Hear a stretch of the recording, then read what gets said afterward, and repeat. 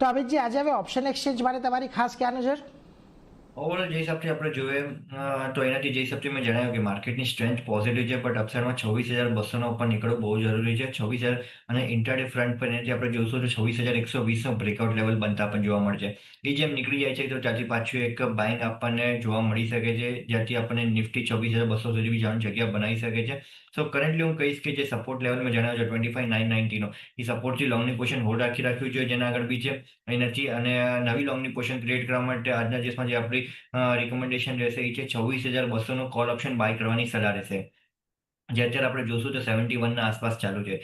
જેમ 80ના ઉપર નીકળે છે ત્યારબાદ લોંગની પોઝિશન ક્રિએટ કરવી જોઈએ. અપસાઇડમાં 130ના ટાર્ગેટ રહેશે, ડાઉન સાઇડમાં 50નો સ્ટોપ લોસ રહેશે. એટલે જો બજારમાં એક નીચલા સ્તરેથી રિકવરીની અપેક્ષા છે, એટલે 26,200નો કોલ તમે અહીંયાથી ખરીદી કરીને ચાલો. 80 રૂપિયાની ઉપર નીકળે છે ત્યારબાદ ખરીદારી કરજો. એક 50 રૂપિયાનો સ્ટોપ લોસ અને 130ના લક્ષ્યાંક તમને અહીંયા આવતા જોવા મળી શકે છે, એટલે ખાસ અહીંયાની નજર રાખવાની છે નવેમ્બરના 26,200ના કોલની ઉપર. તો ખાસ કરીને આ તો આ થઈ આજની ઓપ્શનની રણનીતિ, પરંતુ આગળ વધી